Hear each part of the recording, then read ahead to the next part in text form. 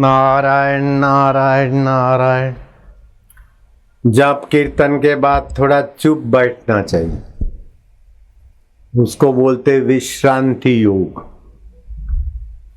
भगवान ने गीता में कहा न किंचित अपि चिंतयेत्, कुछ भी चिंतन ना करो, शांत आराम।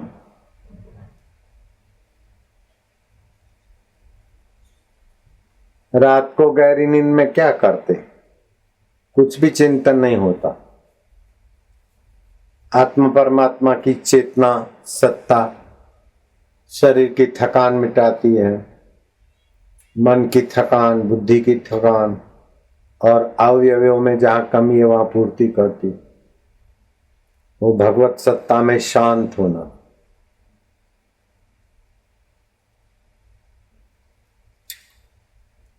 बोलने से शक्ति का खर्च होता है। हफ्ते में एक दिन सोमवार का गांधी जी मौन रहते थे, शक्ति का संचय होता है। हम भी 40 दिन मौन रहे थे। 37वें दिन बहुत दिव्य अनुभव हुए थे मेरे को। दुग्ध कल्प किया था। सुबह उठना, थोड़ा ध्यान करना, फिर नहाना धोना, फिर प्राणायाम करना, ध्यान करना। दूध आ जाता था थर्मास में जब भी जरूरत पड़े तो 250, 200, 250, 300 जैसा लगे पिया। हर दो घंटे में दूध पीते थे। 2-3 लीटर दूध दिन भर में, और कुछ नहीं खाना। इसको दुग्ध कल्प बोलते हैं। शरीर की तो शुद्धि हुई, मन की, और ध्यान करते थे। दूध पी के तुरंत नहीं बैठते थे, आधा घंटा दूसरा कुछ शास्त्र पढ़ा, थोड़ा कमरे में टहले, फिर ध्यान करते। बहुत दिव्य अनुभव हुए। और 7-7 दिन के अनुष्ठान करते थे हम। मौन मंदिर बोलते हैं। कमरा में बाहर ताला लगा देते, बड़ा कमरा होता है, अंदर नहाने धोने का सब व्यवस्था है, और थोड़ी खिड़की होती थी, उसमें वो टिफिन रख देते थे। वो रख देते, बाद में हम खोलते। खाया, बर्तन बिर्तन रख दिए, कपड़े वपड़े रख दिए, धो के आ जाते थे। तो सातत्य, जप और विश्राम सातत्य। तो ऐसा नहीं कि हरिओम हरिओम हरिओम हरिओम हरिओम हरिओम सातत्य, ऐसा नहीं। जैसे आप लाइट देखते, पंखा देखते, फ्रिज देखते, गीजर देखते, लेकिन आपको सातत्य ज्ञान है कि सबके अंदर लाइट। पति पत्नी फेरे फिरते, फिर मैं फलाने की पत्नी हूँ, फलाने की पत्नी हूँ, ऐसा रखती थोड़ी है। वो सातत्य है, किधर भी जाती पत्नी तो पति की। ऐसे ही भगवान को अपना, अपने को भगवान का मानकर उस सत्ता का स्वीकार कर लिया, फिर जो सुमरण कर दिया वो सतत हो गया। कुछ लोग समझते कि सतत कीर्तन नहीं होता, राम राम राम राम राम राम राम राम राम राम राम राम, लेकिन खाएगा तो बंद करना पड़ेगा ना। भगवान नाम में अर्थ सहित जप करने से प्रीति बढ़ती है, और प्रीति बढ़ती तो वो प्रीति सबके प्रति प्रेम भरा व्यवहार होता है, तो उससे बुद्धि योग बन जाता है। एक अच्छा प्रभावशाली साधु अभी कुंभ के मेले में मेरे को प्रणाम किया। मैं क्या महाराज किधर के? बोले बाबा हूँ गुजरात नो छू।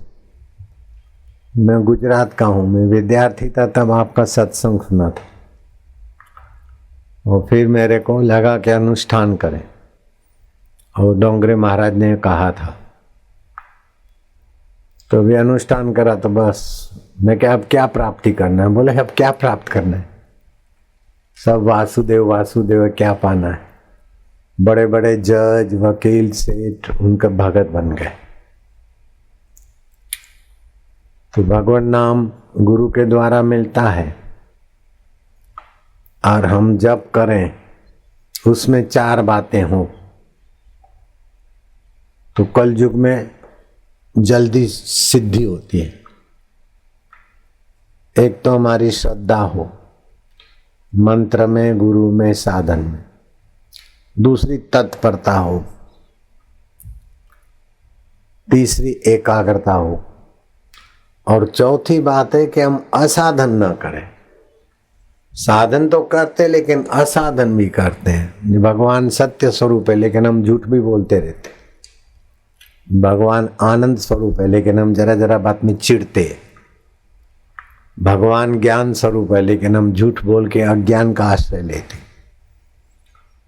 तो साधन करें, हम अच्छा काम नहीं करें तो चलेगा, लेकिन बुराई छोड़े। हम बुराई चालू रखते और अच्छा भी चालू रखते, इसलिए देर लगती। नहीं तो भगवत प्राप्ति ज्यादा समय नहीं लगता। 2 महीना, 4 महीना, 6 महीना में भी भगवत प्राप्ति हो जाती है।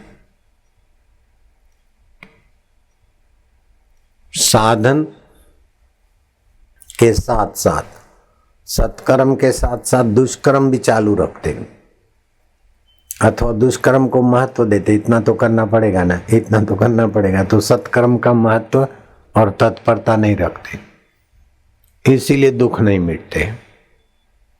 और दुख आते कैसे आते कि हम जैसा चाहते ऐसा नहीं होता है तो दुखी हुआ, अथवा हमारा चाहा हुआ हट जाता है तो दुखी होते। तो जैसा चाहते ऐसा नहीं हुआ, अथवा चाहा हुआ हट जाता है तो दुखी होते। तो दुख किधर होता है? दुख अंतःकरण में होता है। तो अंतःकरण का क्या रूप है? कितना लंबा है, कितना चौड़ा है, कौन सा रंग है? अंतःकरण का कोई रंग नहीं है, कोई लंबाई चौड़ाई नहीं है। तुम जैसा चिंतन करते हो वो चिंतन ही वैसा अंतःकरण बन जाता है। बरसात के दिनों में बादलों में देवताओं की बारात की कल्पना करते, काले बादलों में राक्षस की आकृति की भावना करते तो वैसा लगता है। ठूंठे में चोर की भावना करते तो डरावना चोर लगता है, और साधु तपस्या कर रहा है तो सद्भाव पैदा होता है। अंतःकरण में जैसे जैसे संस्कार भाव आते ऐसा ऐसा बन जाता है।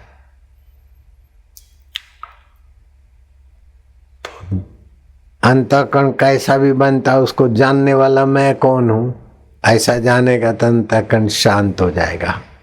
अंतःकरण जिससे फुरफुराता है उस मूल में आ जाएगा। वो मूलज आत्मा है, वो परमात्मा है।